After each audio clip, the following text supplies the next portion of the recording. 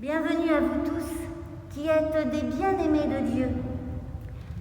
Même si le monde est troublé et la terre menacée, même si le ciel est gris et sombre, même si nous sommes tellement occupés pour faire nos devoirs, pour jouer, pour faire le ménage, les courses, le travail, tellement occupés pour être grands, utiles, valables, capables, même si nos vies sont pleines de soucis et d'inquiétudes, le temps vient pour le renouvellement, pour la lumière, pour le secours. L'heure est proche pour une naissance, pour une vie nouvelle, pour un monde renouvelé. Écoutez, la nouvelle est arrivée. Le Sauveur est annoncé pour la joie de tout le peuple. Conduit dans la louange par les jeunes du caté, donc Églantine, Louise, Jean et Constance. Je vous invite à venir.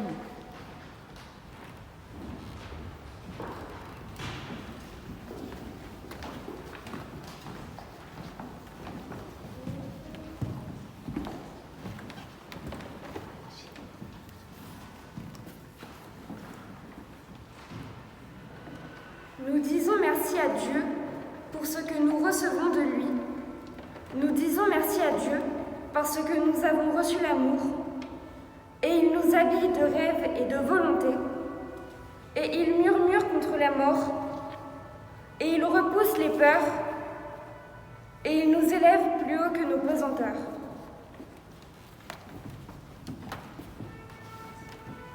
Nous disons merci à Dieu parce que nous avons reçu l'espérance. Et elle voit les épis qui peuvent germer. Et elle cueille les fruits de l'Évangile. Et elle court à travers les corridors du monde. Et elle soulève malgré les fatigues.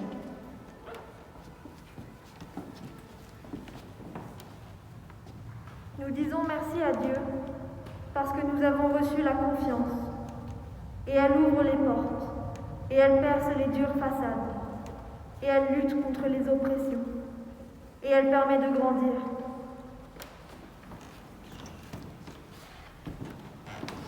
Nous disons merci à Dieu parce que nous avons reçu la vie, avec ses quotidiennes possibilités, ses recommencements, ses accomplissements. Oui, que tout en nous bénisse le Dieu de vie. Amen. Amen.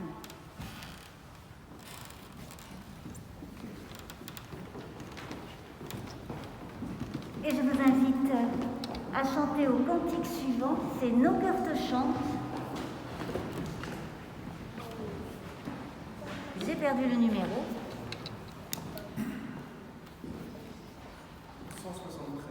173, merci. Le cantique 173, Nos cœurs te chantent.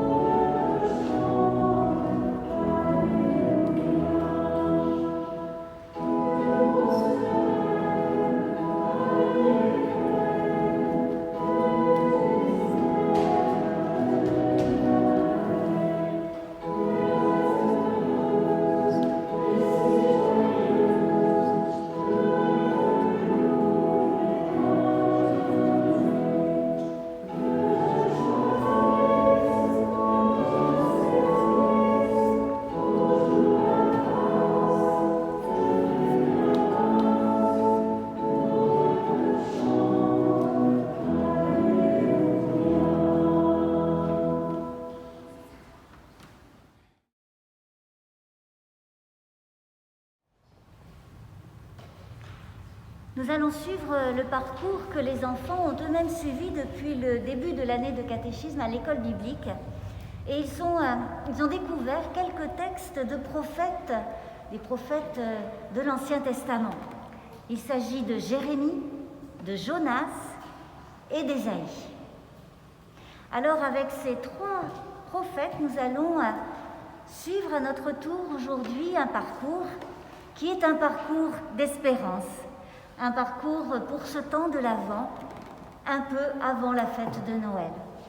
Et pour commencer avec ce parcours d'espérance, nous allons écouter dans le livre du prophète Jérémie, au chapitre 29, le verset 11, et c'est Inès qui va le lire.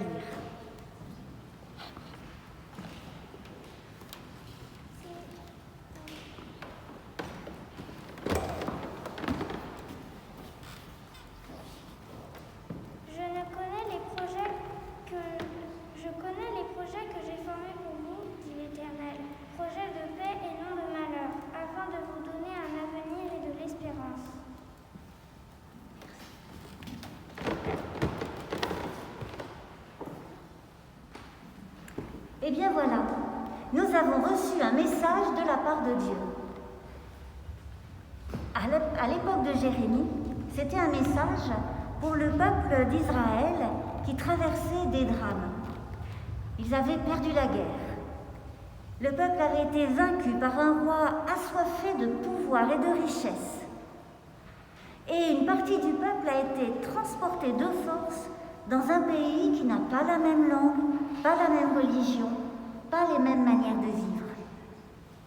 Et c'est dans ces conditions très difficiles qu'arrive le message de l'Éternel par l'intermédiaire de Jérémie, qui leur dit « Je vais vous donner un avenir et une espérance. » Espérance, c'est un très beau mot. C'est un mot qui pousse en avant. Rien qu'à le prononcer, si vous faites bien attention, on prend de l'élan avec la première syllabe, S, et puis après on prend appui sur le P comme sur un tremplin, et on s'envole avec la suite. Espérance. Et dans la langue française, il y a une autre particularité. C'est que nous avons 2 mots très proches, espérance et espoir. Alors comment est-ce qu'on peut faire la différence entre les deux ? Toutes les langues d'ailleurs n'ont pas ces 2 mots. Eh bien, le mot espoir sert plutôt pour des choses concrètes, ce qu'on espère, l'attente d'une personne, l'attente d'une réussite, l'attente d'une guérison, l'attente d'un événement, l'attente de Noël, et ça on sait qu'il va arriver. L'espérance s'emploie pour parler de la vie en profondeur, du sens de la vie. C'est pour cela qu'espérance est plutôt le mot qu'on choisit quand on veut associer à la foi et à Dieu. Mais comment est-ce qu'on fait pour espérer quand tout va mal ? Quand on n'a plus de maison, quand on a faim, quand on a froid. Est-ce qu'il y a une recette pour espérer ? Est-ce qu'il y a quelque part un bouton sur lequel il faut appuyer pour recevoir une dose d'espérance ? Est-ce qu'il y a une réserve quelque part, dans une boîte, dans un placard ou à la cave ? Le message de l'Éternel, à travers le livre de Jérémie, c'est que même dans une situation difficile, même quand on ne voit pas comment les choses pourraient s'arranger, la vie est devant. Pas en arrière, pas dans les regrets, pas dans le passé. Et ce message s'appuie sur la promesse de Dieu d'être toujours avec son peuple, avec ses enfants, avec nous. Dieu n'empêche pas le malheur, mais dans la confiance en son amour, il est toujours possible de continuer à agir pour la vie, pour les personnes qui sont autour de nous, agir en solidarité, agir en réconciliation. L'espérance, quand ça va mal, ce n'est pas espérer que tout s'arrange, et si possible très vite. L'espérance, c'est de toujours se laisser conduire par l'amour, par l'amitié, par la compassion, par l'attention à la vie, tout ce que Dieu sème en nous et qui peut pousser et qui pousse.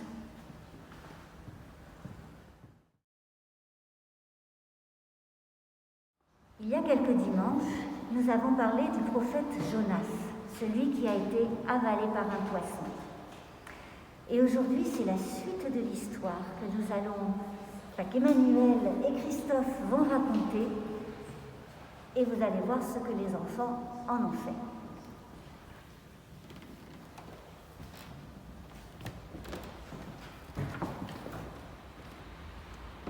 Burps. Le poisson recracha Jonas sur une belle plage de sable.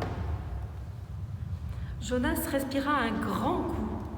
Il se tourna vers le soleil, remua les orteils dans le sable chaud, et puis il se mit en route vers Ninive. Dieu va vous punir, dit Jonas aux gens de Ninive. Il connaît toutes vos méchancetés, même les plus petites. Alors, ils eurent du chagrin et cessèrent d'être méchants.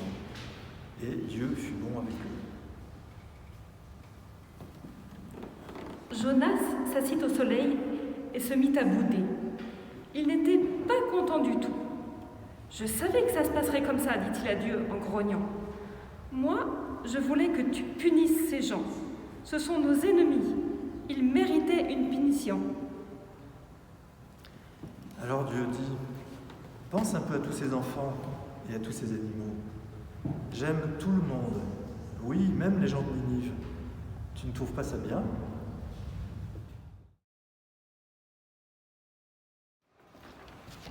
J De comme joie. joie.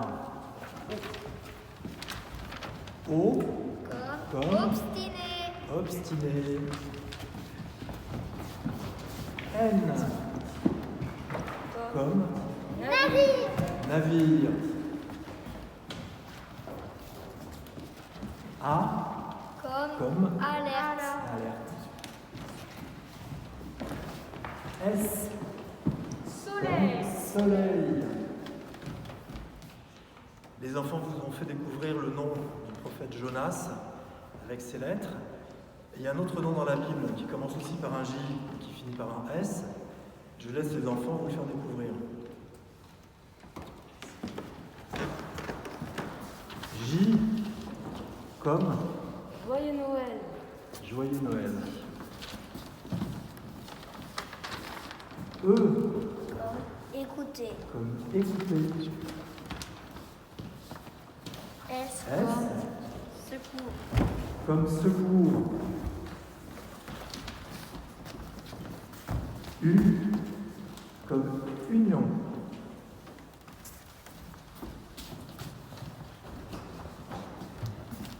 Et S Comme sourire. comme sourire.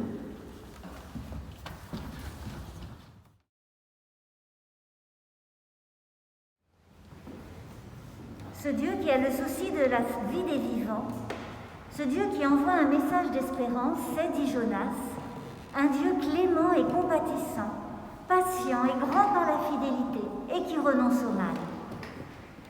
Mais quand Jonas dit cela, ce n'est pas avec joie et reconnaissance, c'est avec colère, c'est avec rancœur parce que Dieu n'a pas détruit Ninive.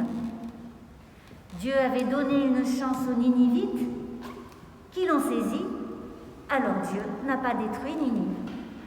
Et alors Jonas s'enrage. Lui, il voulait que Ninive soit détruite. Pas de pitié. À quoi est-ce que ça sert d'aller annoncer une catastrophe si elle ne se produit pas comme annoncé? Jonas espérait que Dieu ne changerait pas d'avis. Dieu espérait pouvoir changer d'avis. Laquelle de ces deux espérances se soucie de la vie des vivants?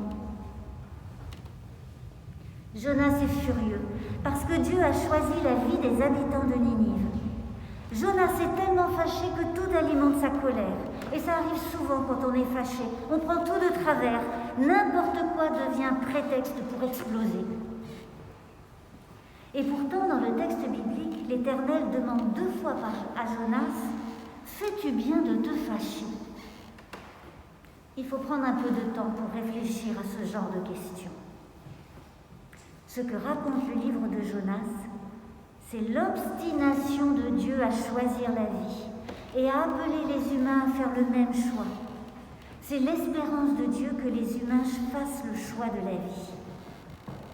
Et c'est ce que racontent aussi les évangiles, à travers les paroles et les actes de Jésus, qui parle, qui écoute, qui s'approche, qui secourt, qui guérit, qui interroge.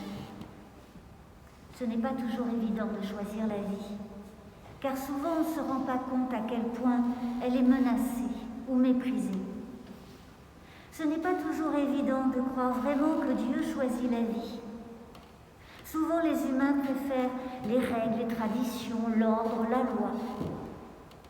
Dieu, lui, préfère le pardon, la grâce, l'amour, la bonté, car c'est là que la vie pousse et fleurit le mieux. C'est là que les vivants sont le plus vivants. C'est là que les vivants peuvent demeurer vivants, même dans des situations difficiles ou dangereuses, avec la grâce, la bonté, l'amour, le pardon. Vivants d'amour. C'est comme ça que Dieu voit la vie pour nous. C'est comme cela que Jésus a vécu. Et c'est pour cela que nous nous réunissons pour le culte et pour Noël dans quelques jours. Pour faire pousser notre vie sur l'amour. Pour faire pousser l'amour dans nos vies. Et je vous invite maintenant à écouter le troisième texte. Le texte du prophète Ésaïe que Simon va lire, au chapitre 55.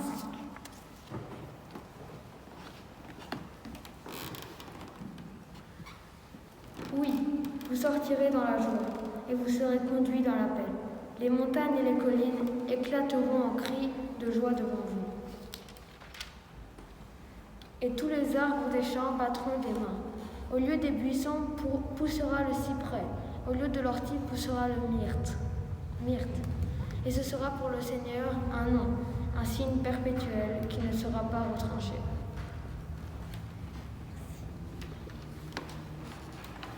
Dieu agit en nous. Alors Ésaïe le proclame, vous sortirez.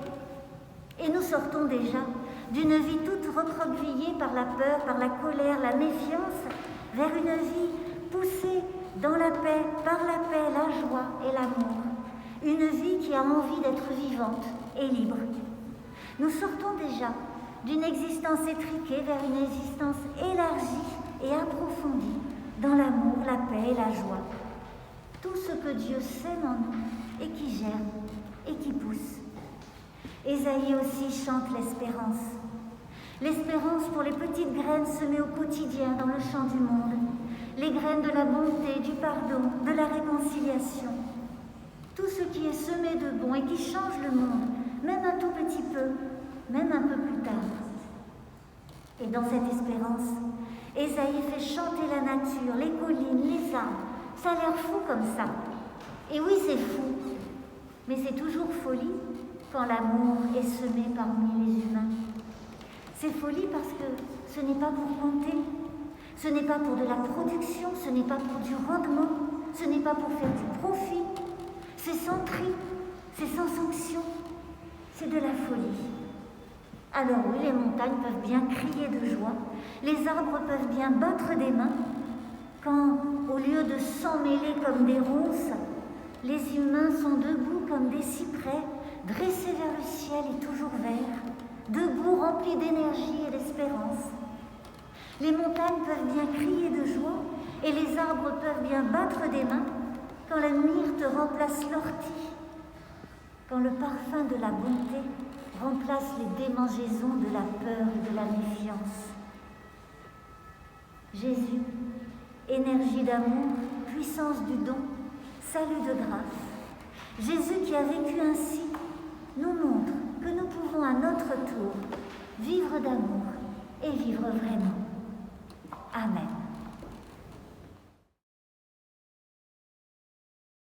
Au miel de joie, on marcherait en paix, montagnes et collines éclatées de joie, et la nature entière, et tous les arbres des champs, battront des mains.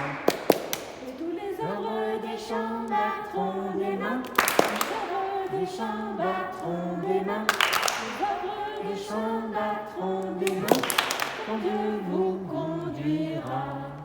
bondirai de joie, marcherai en tête, montagnes et collines éclatées de joie, et la nature entière, et tous les arbres des champs, battront des mains. Et tous les arbres des champs battront des mains. Les arbres des champs battront des mains. Les arbres des champs battront des mains. Quand Dieu vous conduira.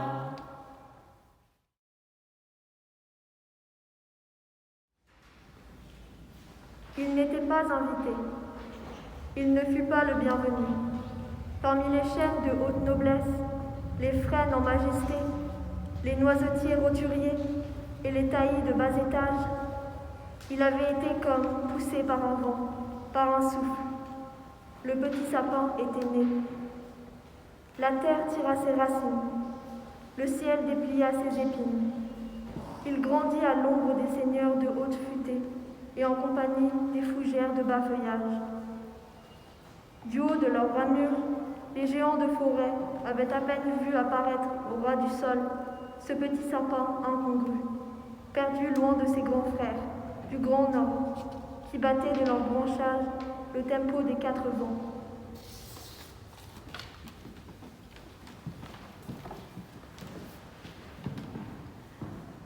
À l'automne flamboyant, les feuilles de tous ces arbres en majesté s'étaient enflammées de 1000 couleurs, flamèches rouilles, rouges, orangées et dorées.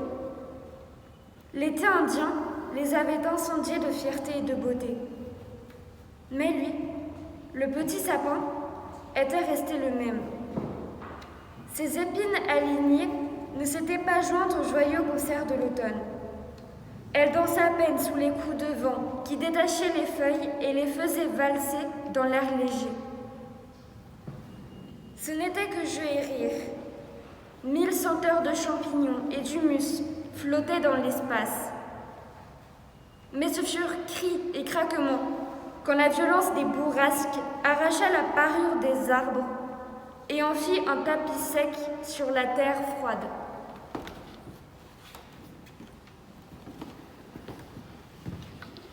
Et quand la froidure mordit à pleines dents les écorces nues, le silence se faufila dans la forêt. À peine un frottement, à peine une odeur de sève fruitée que le petit sapin diffusait comme un signal timide dans l'air immobile. Comme un langage amical, comme un sourire dans un cimetière, il tendait ses épines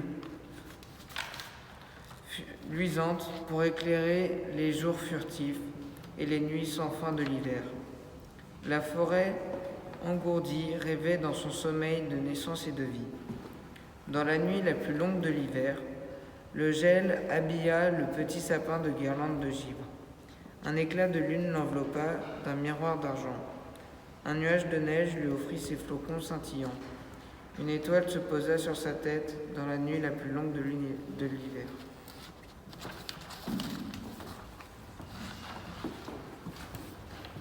Dans la nuit la plus longue de l'hiver, le petit sapin rayonna aux 4 coins de l'univers, comme une promesse de vie, d'espérance, de paix, de printemps. Et les arbres du bout du monde, même ceux qui sont dépouillés de leur feuillage, de leurs fruits et de leurs fleurs, tressaillirent, bruissèrent de 1000 soupirs, tendirent leurs branches, se dressèrent sur leurs racines pour voir et recevoir la lumière du petit sapin. Platane de Provence, cèdre du Liban, olivier de Grèce, palmier de Mauritanie, cactus du Mexique, cocotier des îles Loyauté, eucalyptus de Chypre, mangrove d'Indonésie, bouleau de Sibérie, bambou du Vietnam, baobab du Gabon, séquoia de Californie, acacia de Kalahari, érable de Gaspésie. Et les arbres fruitiers sentirent monter en eux une sève nouvelle. Les arbres comptent Noël, comme une promesse de vie, d'espérance, de paix, de printemps. Les conteurs les écoutent.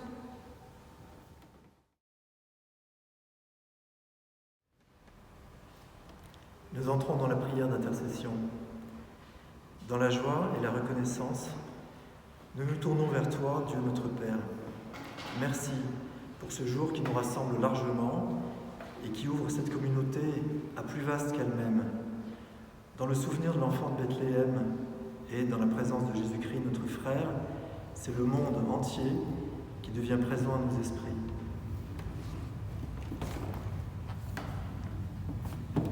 Nous te présentons les enfants, ceux que nous connaissons, ceux que nous aimons, ceux que nous tâchons d'aider à grandir devant toi. Puissions-nous nous tenir auprès d'eux, accueillants et reconnaissants, partageant l'espérance et la gratitude. Que leurs regards, leurs rires, leurs questions, leurs jeux soient pour nous autant d'invitations à cheminer avec eux. Que leur présence nous engage à lutter contre tout ce qui, partout dans le monde, empêche les enfants de vivre comme des enfants et de grandir.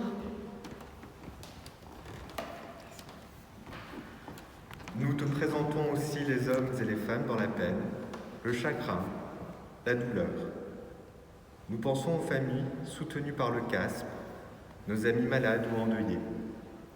Puissions-nous les rejoindre et les accompagner en leur portant l'offrande d'une présence ou d'un geste qui veut les reconnaître et les honorer.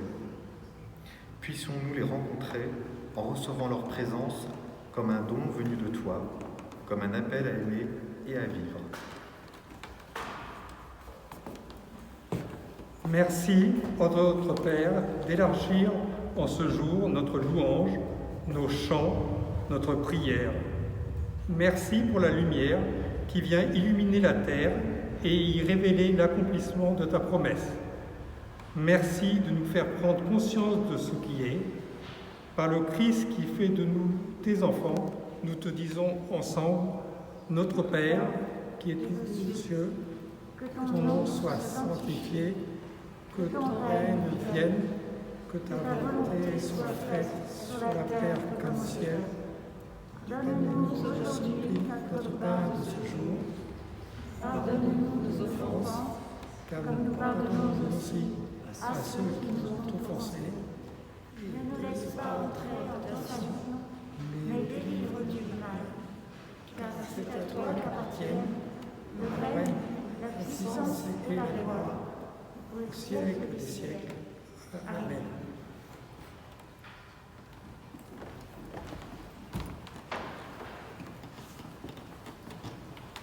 Je vous invite à vous lever, nous allons chanter Mon beau sapin. Mon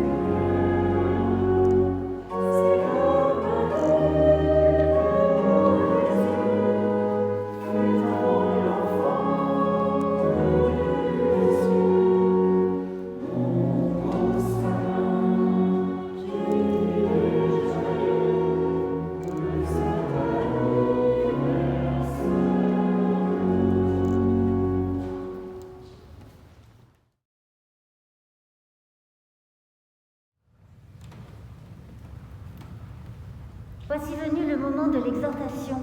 Et comme pour ce culte, on n'a pas pu vous donner quelque chose à emporter, on s'est dit que nous allions vous transmettre quelque chose, que vous pourrez à votre tour transmettre quand vous aurez quitté ce lieu après ce temps de culte. Il s'agit de deux mots importants qui ont un peu traversé cette célébration, le mot paix et le mot joie. Mais pas seulement le mot.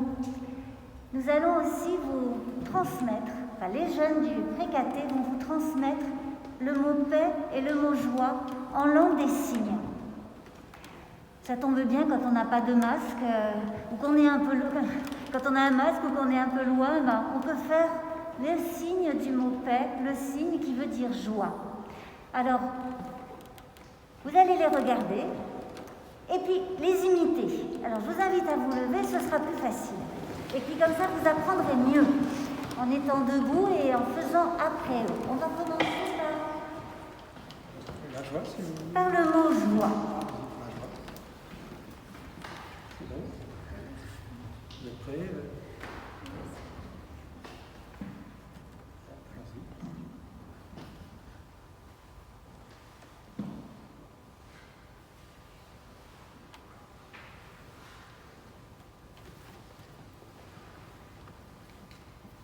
Voilà, ça c'est le mot joie et ça se signe en souriant.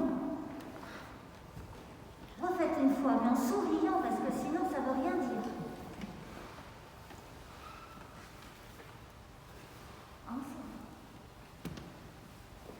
Et maintenant le mot paix en langue des signes, en langage des signes.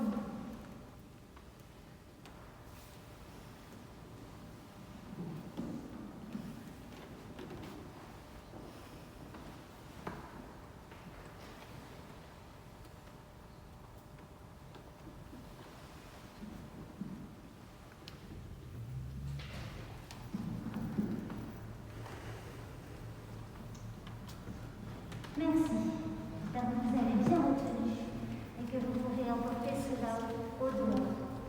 Et maintenant, recevez la bénédiction de la part de Dieu.